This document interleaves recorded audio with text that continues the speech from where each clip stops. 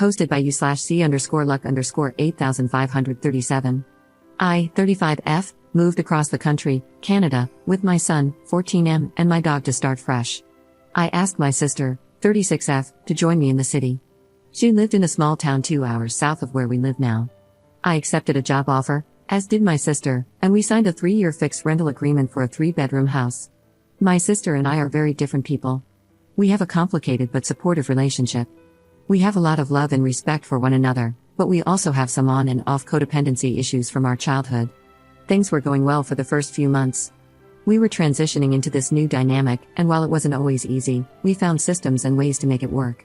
Everything changed 3 months ago. My sister met a man and conceived on their first date. The baby is due in April. It's a welcome surprise. However, my sister is experiencing a difficult start to her pregnancy, insomnia, stress, and thyroid issues. We have not been getting along. My son and I seem to do nothing right. It's the little things, compounded. My sister is also quite entitled. She openly expresses and reinforces this attribute with humor. During her pregnancy, it's been worse, with little to no consideration for others. For example, she struggles with noise in the house. She leaves her door open for her cat and refuses to wear earplugs, instead demanding that my son and I vacate the living room and kitchen by 8 p.m. because she can hear us. I don't get home until 7 p.m. and need time to make dinner. Another example is that I had been giving her upwards of $600 a month for groceries. I have many allergies, and she wouldn't accommodate these, so I often had to eat alone and buy additional groceries. It hurt me to learn that she was supplementing her groceries with money from the father of her unborn child, meaning she was asking me for money for groceries that were already paid for. My salary is less than my sister's, and I have a dependent.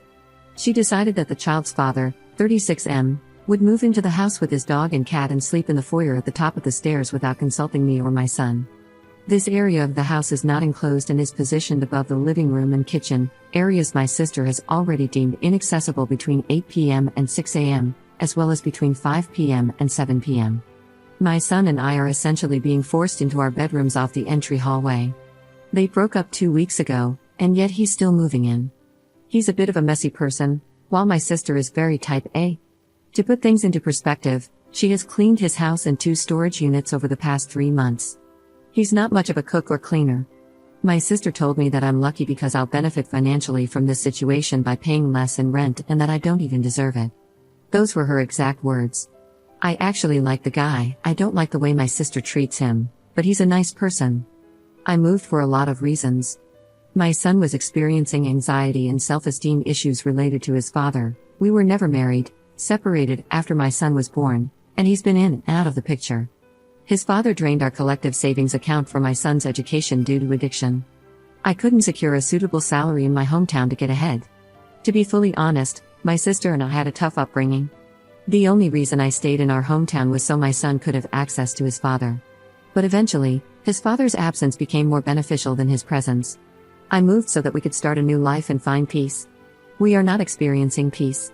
I confronted my sister about the use of communal spaces and told her she would need to find solutions to limit the way sound affects her.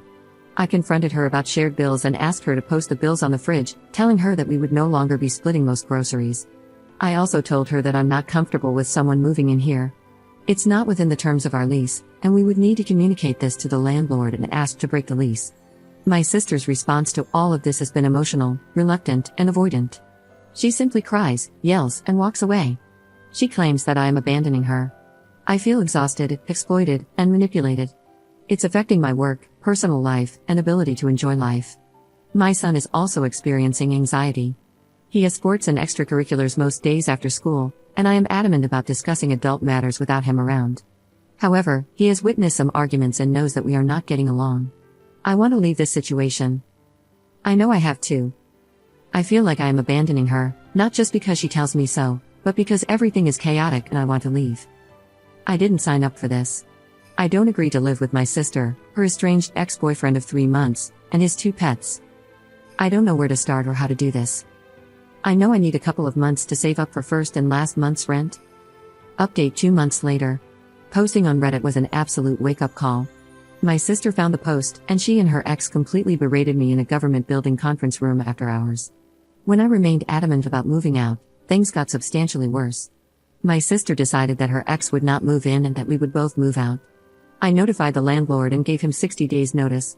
I found a place for myself and my son. It's within my budget and absolutely perfect. With an exit in sight, things started to feel more tolerable. Come mid-November, there was still the issue of shared assets, so I braced for the difficult conversation with my sister via text, requesting to set a date and time to discuss things. Her actual reply was, "Suck my bleep, I'm blocking you." I remember being shocked. This was completely out of character.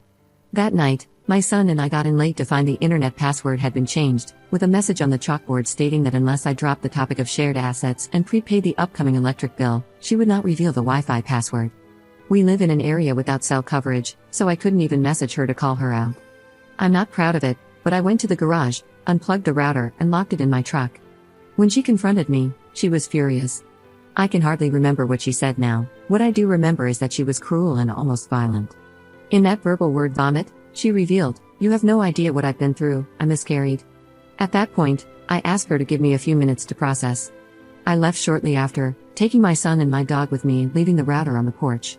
Embarrassingly, I offered to stay the night and keep her company. I now realize that, in order to support someone, we have to ask ourselves if it's safe, if we have the capacity to offer support, and if the person has the capacity to accept it. She gave a half-hearted apology a couple of days later. After that, she grieved independently, almost silently. My son and I grieved separately, being careful to follow her direction and boundaries of not talking about it. Weeks felt like months. The house was cold. Any level of contact or coordination sparked a fight. In therapy, I began to unpack the events of the last year. I learned a great deal about myself, particularly in regard to my self-integrity. I've come to understand my role in perpetuating her controlling behaviors and my lack of self-esteem, which snowballed under our shared roof, leaving me in a state of ambivalence and complacency. I recognize the ways in which my sister held little to no regard for my autonomy, often using emotional manipulation to force my submission. I know this is abuse. I also know that when she got cold, I got colder. I am not innocent in all of this. Someone once described us as an immovable object meeting an unstoppable force. I think there are times when we each play either role. I carry deep compassion and love for my sister and remain forever empathetic. I remain optimistic that she will come to her own realizations that reconnect her with her humility. I am terribly sorry for her loss and often find myself worrying about her well-being. I have hope that, in time, we can build a stronger, more sustainable dynamic. I am painting my bedroom at my new place. Even with my son on the other side of the country this holiday, I feel at peace here. I hope my sister finds peace too. A day will come when we can overcome some of these hardships, but that day is not today.